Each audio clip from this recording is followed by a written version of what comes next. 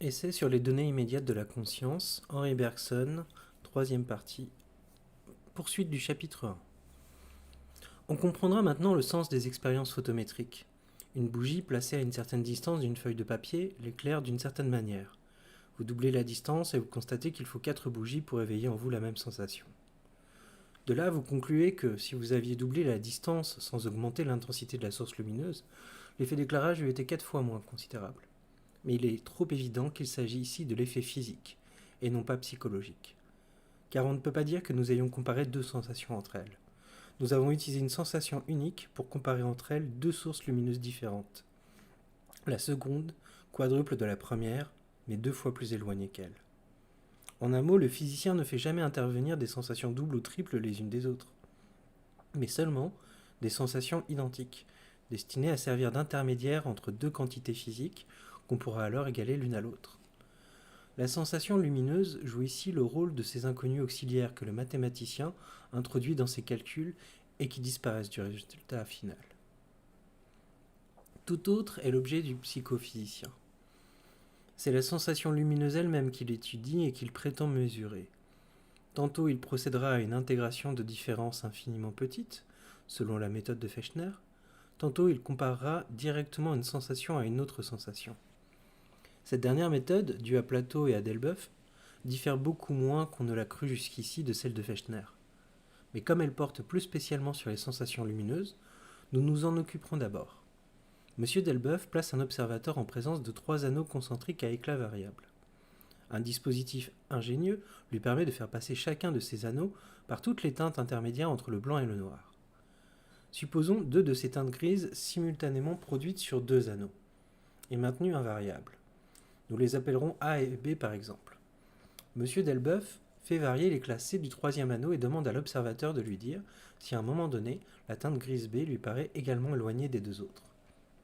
Un moment arrive, en effet, où celui-ci déclare le contraste AB égal au contraste BC, de telle sorte qu'on pourrait construire, selon M. Delboeuf, une échelle d'intensité lumineuse, où l'on passerait de chaque sensation à la suivante par contrastes sensibles égaux. Nos sensations se mesureraient ainsi les unes par les autres. Nous ne suivrons pas M. Delboeuf dans les conclusions qu'il a tirées de ces remarquables expériences. La question essentielle, la question unique selon nous, est de savoir si un contraste AB formé des éléments A et B est réellement égal à un contraste BC composé différemment. Le jour où l'on aurait établi que 2 sensations peuvent être égales sans être identiques, la psychophysique serait fondée. Mais c'est cette égalité qui nous paraît incontestable. Il est facile d'expliquer en effet comment une sensation d'intensité lumineuse peut être dite à égale distance de 2 autres. Supposons un instant que depuis notre naissance, les variations d'intensité d'une source lumineuse se fussent traduites à notre conscience par la perception successive des diverses couleurs du spectre. Il n'est pas douteux que ces couleurs nous apparaîtraient alors comme autant de notes d'une gamme, comme des degrés plus ou moins élevés dans une échelle, comme des grandeurs en un mot. D'autre part, il nous serait facile d'assigner à chacune d'elles sa place dans la série. En effet, si la cause extensive varie d'une manière continue, la sensation colorée change d'une manière discontinue, passant d'une nuance à une autre nuance. Quelque nombreuses que puissent donc être les nuances intermédiaires entre 2 couleurs A et B, on pourra toujours les compter par la pensée, du moins grossièrement, et vérifier si ce nombre est à peu près égal à celui des nuances qui séparent B d'une autre couleur C. Dans ce dernier cas, on dira que B est également distant de A et de C, que le contraste est le même de part et d'autre, mais ce ne sera toujours là qu'une interprétation commode, car bien que le nombre des nuances intermédiaires soit égal des 2 côtés, bien que l'on passe de l'une à l'autre par des sauts brusques, nous ne savons pas si ces sauts sont des grandeurs, ni des grandeurs égales. Surtout, il faudrait nous montrer que les intermédiaires qui ont servi à la mesure se retrouvent en quelque sorte au sein de l'objet mesuré. Sinon, c'est par métaphore seulement qu'une sensation pourrait être dite à égale distance de 2 autres. Or, si l'on veut bien nous accorder ce que nous disions plus haut des intensités lumineuses, on reconnaîtrait que les diverses teintes grises présentées par M. Delboeuf à notre observation sont tout à fait analogues, pour notre conscience, à des couleurs. Et que si nous déclarons une teinte grise équidistante de 2 autres teintes grises, c'est dans le même sens où l'on pourrait dire que l'orangé, par exemple, est à égale distance du vert et du rouge. Seulement, il y a cette différence que dans toute notre expérience passée, la succession des teintes grises s'est produite à propos d'une augmentation ou d'une diminution progressive d'éclairage. De là vient que nous faisons pour les différences d'éclat ce que nous ne songeons pas à faire pour les différences de coloration. Nous érigeons les changements de qualité en variations de grandeur. La mesure se fait d'ailleurs sans peine parce que les nuances successives du gris amenées par une diminution continue d'éclairage sont discontinues, étant des qualités, et que nous pouvons compter approximativement les principaux intermédiaires qui séparent deux d'entre elles. Le contraste AB sera donc déclaré égal au contraste BC quand notre imagination, aidée de notre mémoire, interposera de part et d'autre le même nombre de points de repère. Cette appréciation devra d'ailleurs être des plus grossières, et l'on peut prévoir qu'elle variera considérablement avec les personnes. Surtout, il faut s'attendre à ce que les hésitations et les écarts d'appréciation soient d'autant plus marqués qu'on augmentera davantage la différence d'éclat entre les anneaux A et B, car un effort de plus en plus pénible sera requis pour évaluer le nombre des teintes intercalaires. C'est précisément ce qui arrive, comme on s'en convaincra sans peine, en jetant un coup d'œil sur les deux tableaux dressés par M. Delboeuf. À mesure qu'il fait croître la différence d'éclat entre l'anneau extérieur et l'anneau moyen, l'écart entre les chiffres auxquels s'arrête tour à tour un même observateur ou des observateurs différents augmente d'une manière à peu près continue de 3 degrés à 94, de 5 à 73, de 10 à 25, de 7 à 40. Mais laissons de côté ces écarts. Supposons que les observateurs soient toujours d'accord avec eux-mêmes, toujours d'accord entre eux. Aura-t-on établi que les contrastes AB et BC soient égaux ? Il faudrait d'abord avoir prouvé que deux contrastes élémentaires successifs sont des quantités égales, et nous savons seulement qu'ils sont successifs. Il faudra ensuite avoir établi qu'on retrouve dans une teinte grise donnée les teintes inférieures par lesquelles notre imagination a passé pour évaluer l'intensité objective de la source de lumière.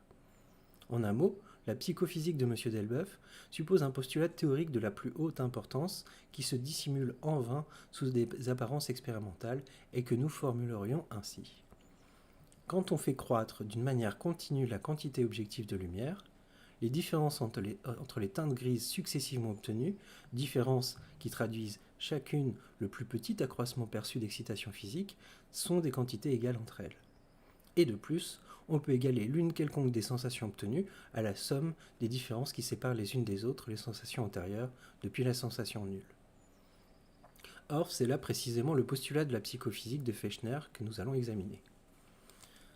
Fechner est parti d'une loi découverte par Weber, et d'après laquelle, étant donné une certaine excitation provoquant une certaine sensation, la quantité d'excitation qu'il faut ajouter à la première pour que la conscience s'aperçoive d'un changement sera dans un rapport constant avec elle. Ainsi, en désignant par E l'excitation qui correspond à la sensation S, et par delta E la quantité d'excitation de même nature qu'il faut ajouter à la première pour qu'une sensation de différence se produise, on aurait telle image. Cette formule a été profondément modifiée par les disciples de Fechner. Nous n'interviendrons pas dans le débat. Il appartient à l'expérience de décider entre la relation établie par Weber et celle qu'on y substitue. Nous ne ferons d'ailleurs aucune difficulté pour admettre l'existence probable d'une loi de ce genre. Il ne s'agit pas ici en effet de mesurer la sensation, mais seulement de déterminer le moment précis où un accroissement d'excitation la fait changer. Or, si une quantité déterminée d'excitation produit une nuance déterminée de sensation, il est clair que la quantité minima d'excitation exigée pour provoquer un changement de cette nuance est déterminée aussi. Et puisqu'elle n'est pas constante, elle doit être fonction de l'excitation à laquelle elle s'ajoute. Mais comment passer d'une relation entre l'excitation et son accroissement minimum à une équation qui lie la quantité de la sensation à l'excitation correspondante ? Toute la psychophysique est dans ce passage qu'il importe d'étudier attentivement. Nous distinguerons plusieurs artifices différents dans l'opération par laquelle on passe, des expériences de Weber ou de toute autre série d'observations analogues à une loi psychophysique comme celle de Fechner. On convient d'abord de considérer comme un accroissement de la sensation S la conscience que nous avons d'un accroissement d'excitation. On l'appellera donc delta S. On pose ensuite en principe que toutes les sensations delta S correspondant au plus petit accroissement perceptible d'une excitation sont égales entre elles. On les traite alors comme des quantités, et ces quantités étant toujours égales d'une part, tandis que d'autre part l'expérience a donné entre l'excitation E et son accroissement minimum une certaine relation, delta E égale fonction de E, on exprime la constance de delta S en écrivant delta S égale C fois delta E sur fonction de E, C étant une quantité constante. On convient enfin de remplacer les différences très petites delta S et delta E par les différences infiniment petites ds et dE, d'où une équation cette fois différentielle, delta S égale C fois delta E sur fonction de E. Il ne restera plus alors qu'à intégrer les deux membres pour obtenir la relation cherchée. Et l'on passera ainsi d'une loi vérifiée où l'apparition de la sensation était seule en cause à une loi invérifiable qui en donne la mesure. Sans entrer dans une discussion approfondie de cette ingénieuse opération, montrons en quelques mots comment Fechner a saisi la véritable difficulté du problème, comment il a essayé de la surmonter et où réside selon nous le vice de son raisonnement. Fechner a compris qu'on ne saurait introduire la mesure en psychologie sans y définir d'abord l'égalité et l'addition de deux états simples, de deux sensations par exemple. D'autre part, à moins d'être identiques, on ne voit pas d'abord comment deux sensations seraient égales. Sans doute, dans le monde physique, égalité n'est point synonyme d'identité, mais c'est que tout phénomène, tout objet s'y présente sous un double aspect. L'un qualitatif, l'autre extensif. Rien n'empêche de faire abstraction du premier. Et il ne reste plus alors que des termes capables d'être superposés directement ou indirectement l'un à l'autre, et de s'identifier ensemble par conséquent. Or, cet élément qualitatif, que l'on commence par éliminer des choses extérieures pour en rendre la mesure possible, est précisément celui que la psychophysique retient et prétend mesurer. Et c'est en vain qu'elle chercherait à évaluer cette qualité Q par quelque quantité physique Q' située au-dessous d'elle. Car il faudrait préalablement avoir montré que Q est fonction de Q', et ceci ne pourrait se faire que si l'on avait d'abord mesuré la qualité Q avec quelques fractions d'elle-même. Ainsi, rien n'empêcherait de mesurer la sensation de chaleur par le degré de température, mais ce ne serait là qu'une convention, et la psychophysique consiste précisément à repousser cette convention et à chercher comment la sensation de chaleur varie quand varie la température. Bref, il semble que deux sensations différentes ne puissent être dites égales que si quelques fonds identiques demeurent après l'élimination de leur différence qualitative. Et d'autre part, cette différence qualitative étant tout ce que nous ressentons, on ne voit pas ce qui pourrait subsister une fois qu'on l'aurait éliminé. L'originalité de Fechner est de n'avoir pas jugé cette difficulté insurmontable. Profitant de ce que la sensation varie par saut brusque quand l'excitation croît d'une manière continue, il n'a pas hésité à désigner ces différences de sensation par le même nom. Ce sont des différences minima, en effet, puisqu'elles correspondent chacune au plus petit accroissement perceptible de l'excitation extérieure. Dès lors, vous pouvez faire abstraction de la nuance aux qualités spécifiques de ces différences successives. Un fond commun demeurera par où elles s'identifieront en quelque sorte ensemble. Elles sont minimales les unes et les autres. Voilà la définition cherchée de l'égalité. Celle de l'addition suivra naturellement. Car si on traite comme une quantité la différence aperçue par la conscience entre deux sensations qui se succèdent le long d'un accroissement continu d'excitation, si l'on appelle la première S et la seconde S plus delta S, on devra considérer toute sensation S comme une somme, obtenue par l'addition des différences minima que l'on traverse avant de l'atteindre. Il ne restera plus alors qu'à utiliser cette double définition pour établir une relation entre les différences, delta S et delta E d'abord, puis par l'intermédiaire des différentiels entre les deux variables. Il est vrai que les mathématiciens pourront protester ici contre le passage de la différence à la différentielle. Les psychologues se demanderont si la quantité delta S, au lieu d'être constante, ne varierait pas comme la sensation S elle-même. Enfin, l'on discutera sur le sens véritable de la loi psychophysique une fois établie, mais par cela seul que l'on considère delta S comme une quantité et S comme une somme. On admet le postulat fondamental de l'opération entière. Or, c'est ce postulat qui nous paraît contestable, et même assez peu intelligible. Supposez en effet que j'éprouve une sensation S, et que faisant croître l'excitation d'une manière continue, je m'aperçoive de cet accroissement au bout d'un certain temps. Me voilà averti de l'accroissement de la cause. Mais quel rapport établir entre cet avertissement et une différence ? Sans doute, l'avertissement consiste en ce que l'état primitif S a changé, il est devenu S'. Mais pour que le passage de S à S' fût comparable à une différence arithmétique, il faudrait que j'eusse conscience, pour ainsi dire, d'un intervalle entre S et S', et que ma sensibilité montât de S à S' par l'addition de quelque chose. En donnant à ce passage un nom, en l'appelant delta S, vous en faites une réalité, d'abord, une quantité, ensuite. Or, non seulement vous ne sauriez expliquer en quel sens ce passage est une quantité, mais vous vous apercevrez en y réfléchissant que ce n'est même pas une réalité. Il n'y a de réel que les états S et S' par lesquels on passe. Sans doute, si S et S' étaient des nombres, je pourrais affirmer la réalité de la différence S'. S. Lors même que S' et S seraient seules données. C'est que le nombre S', qui est une certaine somme d'unités, représentera précisément alors les moments successifs de l'addition par laquelle on passe de S à S'. Mais si S et S' sont des états simples, en quoi consistera l'intervalle qui les sépare ? Et que sera donc le passage du premier état au second ? sinon un acte de votre pensée, qui assimile arbitrairement et pour le besoin de la cause une succession de deux états à une différenciation de deux grandeurs. Ou vous vous en tenez à ce que la conscience vous donne, ou vous usez d'un mode de représentation conventionnel. Dans le premier cas, vous trouverez entre S et S' une différence analogue à celle des nuances de l'arc-en-ciel, et point du tout un intervalle de grandeur. Dans le second, vous pourrez introduire le symbole delta S si vous voulez, mais c'est par convention que vous parlerez de différence arithmétique, par convention aussi que vous assimilerez une sensation donnée à une somme. Le plus pénétrant des critiques de Fechner, M. Jules Tannery, a mis ce dernier point en pleine lumière. On dira par exemple qu'une sensation de 50 degrés est exprimée par le nombre de sensations différentielles qui se succéderaient depuis l'absence de sensation jusqu'à la sensation de 50 degrés. Je ne vois pas qu'il y ait là autre chose qu'une définition aussi légitime qu'arbitraire. Nous ne croyons pas, quoi qu'on en ait dit, que la méthode des graduations moyennes ait fait entrer la psychophysique dans une voie nouvelle. L'originalité de M. Delboeuf a été de choisir un cas particulier où la conscience parut donner raison à Fechner et où le sens commun fut lui-même psychophysicien.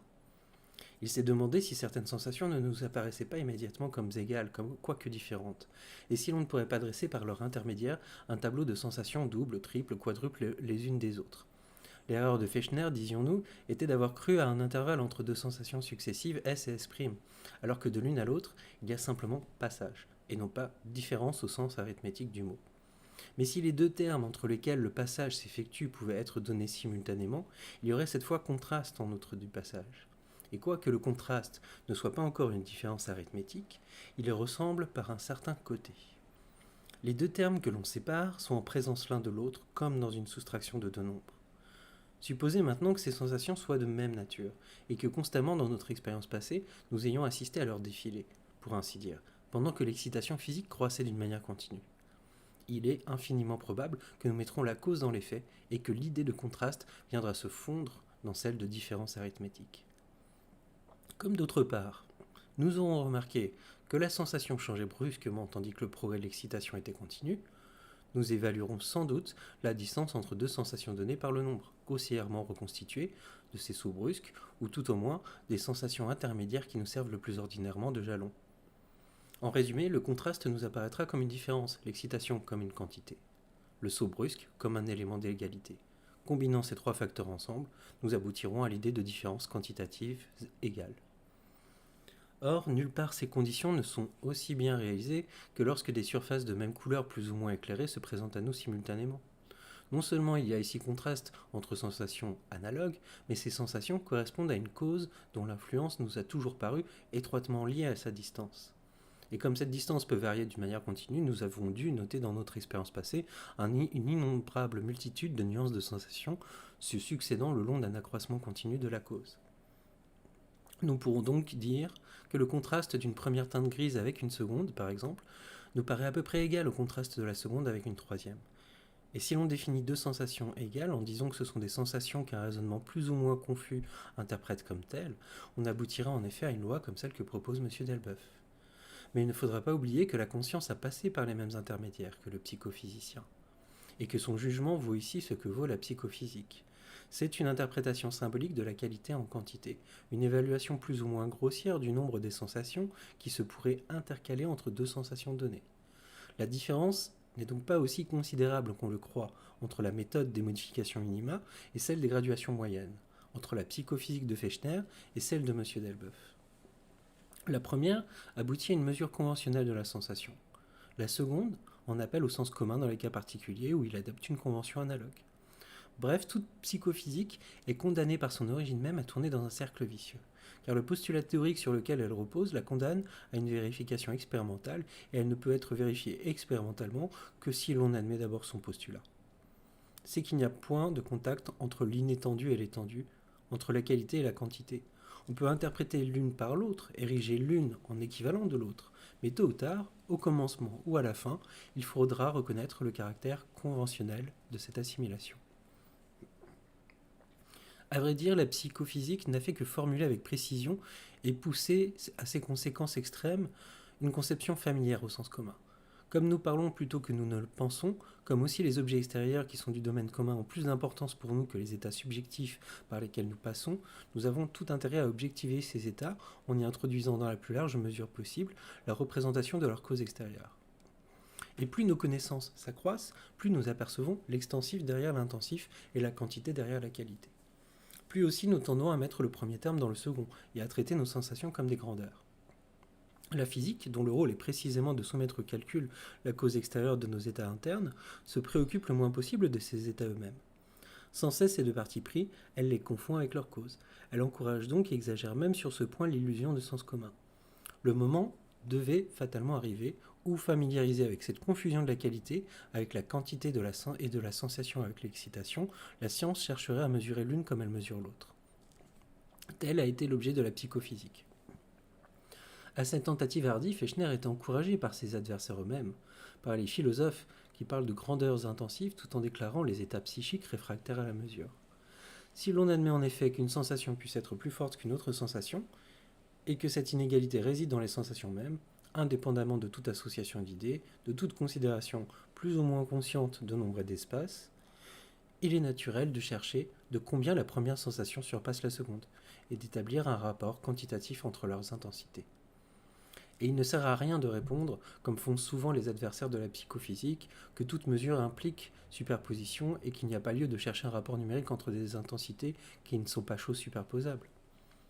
Car il faudra alors expliquer pourquoi une sensation est dite plus intense qu'une autre sensation, et comment on peut appeler plus grande ou plus petite des choses qui, on vient de le reconnaître, n'admettent point entre elles des relations de contenant à contenu. Que si, pour couper court à toute question de ce genre, on distingue deux espèces de quantités, l'une intensive qui comporte seulement le plus et le moins, l'autre extensive qui se prête à la mesure, on est bien près de donner raison à Fechner et aux psychophysiciens. Car dès qu'une chose est reconnue susceptible de grandir et de diminuer, il semble naturel de chercher de combien elle diminue, de combien elle grandit. Et parce qu'une mesure de ce genre ne paraît pas directement possible, il ne s'ensuit pas que la science n'y puisse réussir par quelque procédé indirect, soit par une intégration d'éléments infiniment petits comme le propose Fechner, soit par tout autre moyen détourné. Ou bien donc la sensation est qualité pure, ou, si c'est une grandeur, on doit chercher à la mesurer. Pour résumer ce qui précède, nous dirons que la notion d'intensité se présente sous un double aspect selon qu'on étudie les états de conscience représentatifs d'une cause extérieure, ou ceux qui se suffisent à eux-mêmes. Dans le premier cas, la perception de l'intensité consiste dans une certaine évaluation de la grandeur de la cause par une certaine qualité de l'effet. C'est, comme diraient les Écossais, une perception acquise. Dans le second, nous appelons intensité la multiplicité plus ou moins considérable de faits psychiques simples que nous devinons au sein de l'état fondamental. Ce n'est plus une perception acquise, mais une perception confuse. D'ailleurs, ces deux sens du mot se pénètrent le plus souvent parce que les faits plus simples qu'une émotion ou qu'un effort enveloppent sont généralement représentatifs, et que la plupart des états représentatifs, étant affectifs en même temps, embrassent eux-mêmes une multiplicité de faits psychiques élémentaires. L'idée d'intensité est donc située au point de jonction de deux courants, dont l'un nous apporte du dehors l'idée de grandeur extensive, et dont l'autre est allé chercher dans les profondeurs de la conscience pour l'amener à la surface l'image d'une multiplicité interne. Reste à savoir en quoi cette dernière image consiste, si elle se confond avec celle du nombre ou si elle en diffère radicalement. Dans le chapitre qui va suivre, nous ne considérerons plus les états de conscience isolément les uns des autres, mais dans leur multiplicité concrète, en tant qu'ils se déroulent dans la pure durée. Et de même que nous nous sommes demandé ce que serait l'intensité d'une sensation représentative si nous n'y introduisions l'idée de sa cause, ainsi nous devrons rechercher maintenant ce que devient la multiplicité de nos états internes, quelle forme affecte la durée, quand on fait abstraction de l'espace où elle se développe. Cette seconde question est autrement importante que la première, car si la confusion de la qualité avec la quantité se limitait à chacun des faits de conscience pris isolément, elle créerait des obscurités, comme nous venons de le voir, plutôt que des problèmes.